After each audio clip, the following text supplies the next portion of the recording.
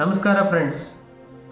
ಕೊನೆಗೂ ಈ ದೇಶಕ್ಕೋಸ್ಕರ ಒಂದು ಧ್ವನಿಯನ್ನೆತ್ತೋದಕ್ಕೆ ನಮಗೆ ಸರಿಯಾದ ಸಮಯ ಬಂದಿದೆ. ನಾವು ಈ ದೇಶಕ್ಕೆ ಸ್ವಾತಂತ್ರ್ಯ ಸಿಗಬೇಕಾದ್ರಂತೂ ಇನ್ನೂ ಹುಟ್ಟಿರಲಿಲ್ಲ. ಆದರೆ ಸ್ವಾತಂತ್ರ್ಯ ಸಿಕ್ಕರೂ ಕೂಡ ಗುಲಾಮರಾಗಿ ಉಳಿತಾ ಇದ್ದೀವಲ್ಲ, ಈ ಕಾಲದಿಂದ ಹೊರಗೆ ಬರೋದಕ್ಕಾದರೂ ನಾವು ಹೋರಾಡಬೇಕು. This is already 21st century.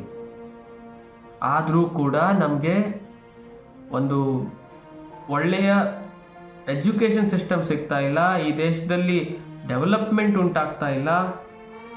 ಇನ್ನೂ ಕರಪ್ಟೆಡ್ ಸಿಸ್ಟಮ್ಗಳು ನಮ್ಮ ಮುಂದಿದ್ದಾವೆ. ಇನ್ನೂ ದರೋಡೆಕೋರರು ನಮ್ಮ ದೇಶನ ಆಳ್ವಿಕೆ ಮಾಡ್ತಾ ಇದ್ದಾರೆ. ಬ್ರಿಟಿಷರ ಥರ ನಮ್ಮನ್ನು ಗುಲಾಮರಾಗಿಸ್ಕೊಂಡಿದ್ದಾರೆ. ಅದನ್ನು ನಾವು ಎಷ್ಟು ಕೇರ್ಲೆಸ್ ಮಾಡಬೇಕಾಗಾದ್ರೆ, ಒಂದು ಲಿಮಿಟ್ ಇರುತ್ತೆ. ಎಷ್ಟೇ ಅಂದರೂ ಅವರ ಒಂದು ಸ್ಥಾನಕ್ಕೆ ಬೆಲೆ ಇರುತ್ತೆ ಅಂತ ಹೇಳಿ ಸುಮ್ಮನಿರ್ಬೋದು, ಕಾಯ್ಬೋದು. ಆದರೆ ಲಿಮಿಟ್ ಕ್ರಾಸ್ ಆದರೆ ನಾವು ಕೂಡ ಕ್ರೂರವಾಗಿ ಅವರನ್ನು ಎದುರು ಹಾಕ್ಕೊಳ್ಬೇಕಾಗತ್ತೆ. ನೀವು ನೋಡ್ತಾ ಇರ್ಬೋದು, ನಿನ್ನೆ ಮೊನ್ನೆಯಿಂದ ಪ್ರೊಟೆಸ್ಟ್ಗಳು ಯಾವ ಒಂದು ಮಟ್ಟಕ್ಕೆ ತಲುಪಿದೆ ಅಂತ. ನಿನ್ನೆ ಪಾರ್ಲಿಮೆಂಟ್ ಎದುರುಗಡೆ ಜನ, ನಮ್ಮಂಥ ವಿದ್ಯಾರ್ಥಿಗಳು ಕ್ವಶನ್ ಮಾಡಿದ್ರು. ಏನಪ್ಪ ಅಂದರೆ, Dharmendra Pradhan, the so called education minister, resign ಇನ್ನೂವರೆಗೂ ಯಾಕೆ ಮಾಡಿಲ್ಲ? 22-23 ಲಕ್ಷ ಜನ ರೀನೀಟ್ ಎಕ್ಸಾಮ್ ಮತ್ತೆ ಕಂಡಕ್ಟ್ ಆಗುತ್ತೆ ಅಂತ ಹೇಳಿದ ತಕ್ಷಣ ಮೆಂಟಲ್ ಟ್ರಾಮಾಕ್ಕೊಳಗಾದ್ರು. 20 ಜನಕ್ಕಿಂತ ಹೆಚ್ಚು ಜನ ತಮ್ಮ ಜೀವನೇ ಕಳ್ಕೊಂಡ್ರು. ಆದರೂ ಕೂಡ ಇಂಥ ನಾಲಾಯಕ ಮಿನಿಸ್ಟರ್ ಇದ್ದಾರೆ ಅಂದರೆ, ತನ್ನ ತಪ್ಪನ್ನು ಒಪ್ಕೊಳ್ಳಿಲ್ಲ, ತನ್ನ ಸಿಸ್ಟಮ್ನಿಂದ ಆದಂತಹ ಒಂದು ಮಿಸ್ಟೇಕನ್ನು ಒಪ್ಕೊಳ್ಳಿಲ್ಲ, ಸಂತಾಪ ಸೂಚಿಸಲಿಲ್ಲ ಆ ಒಂದು 20 ಜನರಿಗೆ. ಇನ್ನೂವರೆಗೂ ಆ ಫ್ಯಾಮಿಲಿಗಳು ಅದೇ ನೋವಲ್ಲಿ ಪ್ರತಿದಿನ ಕಳೀತಾ ಇದ್ದಾರೆ. ಬಟ್ ಯಾವಾಗ ಸ್ಟೂಡೆಂಟ್ ಜನಾಂಗ, ನಮ್ಮ ಸಿಟಿಜನ್ಗಳು ನೋಡಿ, ನೀಟೇ ಬರಿಬೇಕನ್ನೋದಿಲ್ಲ. ಸಿಟಿಜನ್ ಆಗಿ ಈ ದೇಶದಲ್ಲಿ ಕಲಿತಾ ಇದ್ದೀರಾ, ಜೀವನ ಮಾಡ್ತಾ ಇದ್ದೀರಾ ಅಂದರೆ ಅಷ್ಟು ಸಾಕು ಈ ದೇಶಕ್ಕೋಸ್ಕರ ನೀವು ಕ್ವಶನ್ ಮಾಡೋದಕ್ಕೆ. ನಮ್ಮ ಒಂದು ಸಿಸ್ಟಮ್ನಲ್ಲಿ ಆಗಿರುವಂಥ ಅನ್ಯಾಯಕ್ಕೋಸ್ಕರ, ನಮ್ಮ ವಿದ್ಯಾರ್ಥಿಗಳಿಗೆ ಆದಂತಹ ಒಂದು ಅನ್ಯಾಯಕ್ಕೋಸ್ಕರ ಧ್ವನಿ ಎತ್ತವರಿಗೆ ನಮ್ಮ ದೇಶದಲ್ಲಿ ಇಂತಹ ಕಚಡ ರಾಜಕಾರಣಿಗಳು ಏನಂತ ಪಟ್ಟ ಕೊಡ್ತಾರೆ ಗೊತ್ತಾ? ನಾವು ದೇಶದ್ರೋಹಿಗಳು. ದೇಶಕ್ಕೋಸ್ಕರ ಪ್ರಶ್ನೆ ಕೇಳಿದವರು ದೇಶದ್ರೋಹಿಗಳು. ಮತ್ತೆ ಇವರು ಮಹಾನ್ ದೇವರು ಅಲ್ವಾ? ಮತ್ತೆ ನಿಮ್ಗಂತೂ ಇದ್ರ ಬಗ್ಗೆ ಗೊತ್ತೇ ಇದೆ. ಎಲೆಕ್ಷನ್ ನಡೆಯೋ ಟೈಮಿಗೆ ಮಾತ್ರ ಈ ಮಿನಿಸ್ಟರ್ಗಳು ನಮ್ಮ ಎದುರುಗಡೆ ಬರ್ತಾರೆ, ಕೈ ಮುಗಿತಾರೆ, ಅಣ್ಣ ವೋಟ್ ಹಾಕು ಅಂತ ಹೇಳಿ ನಾಟಕ ಮಾಡ್ತಾರೆ. ಹೊರತು ಎಲೆಕ್ಷನ್ ಆದಮೇಲೆ ಎಲ್ಲಿ ನಿಮಗೆ ಸಿಗ್ತಾರೆ ಇವರು? ಯಾವಾಗ ನಿಮಗೆ ಇದ್ರ ಬಗ್ಗೆ ಅರ್ಥ ಆಗೋದಿಲ್ಲೋ ಅಲ್ಲಿವರೆಗೆ ನಮ್ಮ ದೇಶ ಉದ್ಧಾರ ಆಗೋದಿಲ್ಲ ರೀ. ನಮ್ಮ ಎಜುಕೇಷನ್ ಸಿಸ್ಟಮ್ ಮತ್ತು ಹೆಲ್ತ್ ಸಿಸ್ಟಮ್ ಯಾವಾಗ ಇಂಪಾರ್ಟೆನ್ಸ್ ಕೊಡೋದಿಲ್ವೋ ಯಾವ ಒಂದು ದೇಶದಲ್ಲಿ, ಆ ದೇಶ ಉದ್ಧಾರ ಆಗೋಕ್ಕೆ ಸಾಧ್ಯನೇ ಇಲ್ಲ. ನನಗೂ ಕೂಡ ರೆಸ್ಪೆಕ್ಟ್ ಇತ್ತು ರೀ. ನಮ್ಮ ಪ್ರಧಾನಮಂತ್ರಿಗಳು ಕೊನೆ ಪಕ್ಷ ನಮ್ಮ ದೇಶದ ಒಂದು ಡೆವಲಪ್ಮೆಂಟಿಗೋಸ್ಕರ, ಜನತೆಗೋಸ್ಕರ ಏನನ್ನಾದರೂ ಮಾಡ್ತಾರೆ ಅಂತ ಹೇಳಿ. ಆದರೆ ಈ ರೆಸ್ಪೆಕ್ಟ್ಗಳನ್ನು ಅವರು ಕಳ್ಕೊಂಡಿದ್ದಾರೆ. ಯಾಕೆ ಗೊತ್ತಾ? ತಮ್ಮ ಒಂದು ದೇಶದ ವಿದ್ಯಾರ್ಥಿಗಳಿಗೆ ಇಂಪಾರ್ಟೆನ್ಸ್ ಕೊಡ್ತಾ ಇಲ್ಲ. ದೇಶದ ವಿದ್ಯಾರ್ಥಿಗಳಿಗೆ ಆದಂತಹ ಅನ್ಯಾಯಕ್ಕೆ ಅವರು ಯಾವುದೇ ರೀತಿಯಾದಂಥ ಧ್ವನಿನೇ ಎತ್ತುತ್ತಾ ಇಲ್ಲ. ಅಟ್ ದ ಸೇಮ್ ಟೈಮ್ ಅವರು ಬೇರೆ ದೇಶದಲ್ಲಿದ್ದಾರೆ, ಅದೇ ಟೈಮಲ್ಲಿ ಬೇರೆ ಒಂದು ಕೆಲಸಗಳನ್ನೆಲ್ಲ ಮಾಡ್ತಾ ಇದ್ದಾರೆ. ಆದರೆ ಎಷ್ಟು ಇರ್ರೆಸ್ಪಾನ್ಸಿಬಿಲಿಟಿ ತೋರಿಸ್ತಾ ಇದ್ದಾರೆ ಅವರ ಒಂದು ದೇಶದ ವಿದ್ಯಾರ್ಥಿಗಳಿಗೆ ಅಂದರೆ ನೀವು ಊಹೆನೂ ಮಾಡೋಕ್ಕಾಗಲ್ಲ. ಅಂತಹ ಒಂದು ಪ್ರಧಾನಮಂತ್ರಿಗಳು ಈ ದೇಶಕ್ಕೆ ಇದ್ದಾದರೂ ಏನು ಉಪಯೋಗ?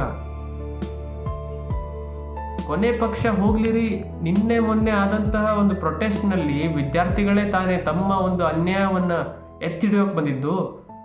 ಆ ಪ್ರೊಟೆಸ್ಟ್ನಲ್ಲಿ ಅವರನ್ನು ಯಾವ ರೀತಿ ಹೊಡೆದಿದ್ದಾರೆ ಅಂದರೆ ನಾನು ತೋರಿಸ್ತಾ ಇದ್ದೀನಿ, ನೀವು ಸ್ಕ್ರೀನಲ್ಲಿ ನೋಡಿ. ಕೈಯಿನ ಒಂದು ಭಾಗನೇ ಕಿತ್ತೋಗಿದೆ, ತಲೆ ಒಡೆದು ರಕ್ತ ಸುರಿತಾ ಇದೆ. ಹಾಗಾದರೆ ಇದು ಪ್ರಜಾಪ್ರಭುತ್ವ? ಇದು ನಮ್ಮ ದೇಶದ ಡೆಮೋಕ್ರಸಿ. ಪ್ರಜೆಗಳೇ ರಾಜ ಅಂತ ಹೇಳ್ಕೊಳ್ಳುವಂಥ ದೇಶ ಇದು. ಮುಂದೆ ವಿಶ್ವಗುರು ಆಗೋದಕ್ಕೆ ಹೊರಟಿದೆ. ಪ್ರಜೆಗಳನ್ನು ಈ ರೀತಿಯಾಗಿ ಥಳಿಸುವಂಥ ಒಂದು ದೇಶ ಹೇಗೆ ಪ್ರಜಾಪ್ರಭುತ್ವ ಅಂತ ಹೇಳೋದಕ್ಕೆ ಸಾಧ್ಯ ರೀ? ಜನವರಿ 26 ನಡೆಯುವಂಥ ರಿಪಬ್ಲಿಕ್ ಡೇ ಇನ್ಮುಂದೆ ಯಾವುದೇ ಅರ್ಥನೇ ಇಲ್ಲ ಆ ಒಂದು ಡೇನ ಆಚರಿಸೋದಕ್ಕೆ. ಈವನ್ 1947ಗೆ ನಮ್ಗೆ ಸಿಕ್ಕಂತಹ ಸ್ವಾತಂತ್ರ್ಯಕ್ಕೂ ಯಾವುದೇ ಅರ್ಥ ಇಲ್ಲ. ಯಾಕೆಂದರೆ ನಾವು ಈಗಲೂ ಕೂಡ ಗುಲಾಮರಾಗೇ ಇದ್ದೀವಿ. ಈಗಲೂ ಕೂಡ ಅದೇ ಬ್ರಿಟಿಷ್ ಸರ್ಕಾರದ ಥರ ನಮ್ಮ ಆಳ್ವಿಕೆ ಮಾಡ್ತಿದ್ದಾರೆ ಇಂತಹ ದರೋಡೆಕೋರ ರಾಜಕಾರಣಿಗಳು.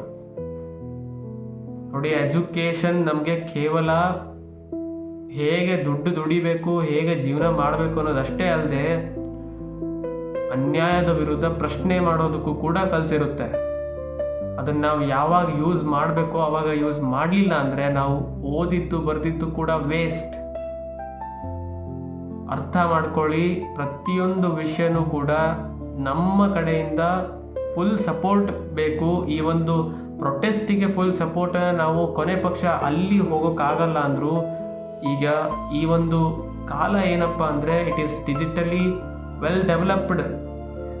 ಸೋಷಿಯಲ್ ಮೀಡಿಯಾ ಇದೆ, ಯೂಟ್ಯೂಬ್ ಇದೆ, ವಾಟ್ಸಪ್ ಇದೆ. ಪ್ರತಿಯೊಂದು ಕಡೆನೂ ಕೂಡ ನೀವು ಈ ಒಂದು ಪ್ರೊಟೆಸ್ಟ್ ಬಗ್ಗೆ ನಿಮ್ಮ ಒಂದು ಸಪೋರ್ಟ್ ಇದೆ ಅನ್ನೋದನ್ನು ಎತ್ತಿ ಹಿಡೀರಿ. ಆಗ ಗೊತ್ತಾಗುತ್ತೆ ಈ ಒಂದು ಗೋರ್ಮೆಂಟಿಗೆ ಈ ಪ್ರೊಟೆಸ್ಟ್ ಕೇವಲ ನಮ್ಮ ಪಾರ್ಲಿಮೆಂಟ್ ಮುಂದಲ್ಲ, ಇಡೀ ದೇಶ ತುಂಬ ನಡೀತಾ ಇದೆ ಅಂತ. ಇನ್ನು NTA ವಿಚಾರಕ್ಕೆ ಬಂದರೆ, ನ್ಯಾಷನಲ್ ಟೆಸ್ಟಿಂಗ್ ಏಜೆನ್ಸಿ. ನೀಟ್ ಸ್ಟೂಡೆಂಟ್ಗೆ ನೀವೇನಾದರೂ NTA ಫುಲ್ ಫಾರ್ಮ್ ಹೇಳಪ್ಪ ಅಂತ ಕೇಳಿದ್ರೆ ನೆವರ್ ಟ್ರಸ್ಟಿಂಗ್ ಏಜೆನ್ಸಿ ಅಂತ ಕರೀತಾರೆ. ಯಾಕೆ ಅಂದರೆ ಇದು ನಂಬಿಕೆನೇ ಕಳ್ಕೊಂಡಿದೆ. ಮುಂದಿನ ವರ್ಷ ನೀಟ್ ಬರಿಬೇಕನ್ನುವಂಥ ವಿದ್ಯಾರ್ಥಿಗಳು ಈ ಒಂದು ಏಜೆನ್ಸಿ ಮೇಲೆ ಯಾವ ನಂಬಿಕೆ ಇಟ್ಕೊಂಡು ಬರೀತಾರೆ ನನಗಂತೂ ಗೊತ್ತಿಲ್ಲ. ಆದರೆ ಇದು ಎಷ್ಟು ನಂಬಿಕೆನ ಕಳ್ಕೊಂಡಿದೆ ಅಂದರೆ ಇವತ್ತಿನವರೆಗೂ ಇದರ ಒಂದು ಸ್ಕ್ಯಾಮ್ ನಡೀತಾ ಇದೆ. ಇವತ್ತಿನವರೆಗೂ ಕೂಡ ರಿಸಲ್ಟ್ಗಳಲ್ಲಿ ಮೊನ್ನೆ ಅಷ್ಟೇ ರಿಸಲ್ಟ್ ಡಿಕ್ಲೇರ್ ಆಯಿತು, ಆದರೆ ರಿಸಲ್ಟಲ್ಲೂ ಕೂಡ ಮಾಫಿಯಾ ಆಗಿರೋದು ಕಾಣ್ತಾ ಇದೆ. ಎಷ್ಟೋ ಜನ ಟಾಪರ್ಗಳು ಆಗಬೇಕಾಗಿದ್ದಂತಹ ವಿದ್ಯಾರ್ಥಿಗಳು ತಮ್ಮ ಸ್ಕೋರನ್ನು ನೋಡಿ ಅವರೇ ಶಾಕಿಗೆ ಬಿದ್ದಿದ್ದಾರೆ. ಯಾಕೆಂದರೆ ಒಬ್ಬ ವಿದ್ಯಾರ್ಥಿ ಇಮ್ಯಾಜಿನ್ ಮಾಡ್ಕೊಳ್ಳಿ, ಒಬ್ಬ ವಿದ್ಯಾರ್ಥಿಗೆ 600 ಮಾರ್ಕ್ಸ್ ಬರುತ್ತೆ ಅಂತ ಅಂದ್ಕೊಂಡವನು ತನ್ನ ಮಾರ್ಕ್ಸ್ ಕಾರ್ಡ್ ತೆಗೆದು ನೋಡಿದಾಗ 38 ಮಾರ್ಕ್ಸ್ ಅಂತ ಇದ್ದರೆ ಅವನಿಗೆ ಯಾವ ರೀತಿಯಲ್ಲಿ ಶಾಕ್ ಆಗಿರ್ಬೋದು. ಬಟ್ ನಮಗೆ ಈ ರೀತಿಯಾದಂಥ ಅನ್ಯಾಯವಾಗಿದೆ, ಇದಕ್ಕಾಗಾದರೆ ಏನು ಉತ್ತರ ನಿಮ್ಮದು ಅಂತ ಅವ್ರಿಗೆ ಏನಾದರೂ ಕೇಳಿದ್ರೆ ನಮ್ಮನ್ನೇ ಅವರು ಆ್ಯಂಟಿ ನ್ಯಾಷನಲ್ ಅಂತ ಕರೀತಾರೆ. ನಾವು ದೇಶದ್ರೋಹಿಗಳು. ಒಬ್ಬ ಸ್ಟೂಡೆಂಟ್ ತನಗಾಗಿರುವಂಥ ಅನ್ಯಾಯವನ್ನು ಹೇಳ್ಕೊಂಡ್ರೆ ಅವನು ದೇಶದ್ರೋಹಿ. ಈ ಸರ್ಕಾರ ಎಷ್ಟು ಬಿದ್ದೋಗಿದೆ ನೋಡ್ರಿ. ಮೇಲೆ ಮೇಲೆ ಅರ್ಥ ಆಗ್ತದೆ ನಿಮಗೆತ್ತು. ಜನ ಅರ್ಥ ಮಾಡಿಕೊಂಡ್ರೆ ಈ ದೇಶ ಉಳಿಯುತ್ತೆ. ಅರ್ಥ ಮಾಡ್ಕೊಳ್ಳಿಲ್ಲ ಅಂದರೆ ಇದೇ ರೀತಿ ನಾವು ದೇಶನ ಹಾಳಾಗ್ತದನ್ನು ಪ್ರತ್ಯಕ್ಷವಾಗಿ ಕಾಣಬೇಕಷ್ಟೆ. ನಾವು ಯಾರನ್ನ ಪೂಜಿಸ್ತಾ ಇದ್ದೀವೋ, ಯಾರನ್ನ ನೇತಾ ಅಂತ ಹೇಳಿ ಅಂದ್ಕೊಂಡಿದ್ದೀವೋ ಅವರೇ ದರೋಡೆಕೋರರು, ಅವರೇ ನಿಜವಾದ ವಂಚನೆ ಮಾಡ್ತಾ ಇರೋರು. ಅದನ್ನು ಯಾವಾಗ ಅರ್ಥ ಮಾಡ್ಕೊಳ್ತಿರೋ ಈ ದೇಶ ಉಳಿಯುತ್ತೆ. ಜೈ ಹಿಂದ್, ಜೈ ಕರ್ನಾಟಕ ಮಾತೆ, ಜೈ ಭಾರತ್ ಮಾತಾ.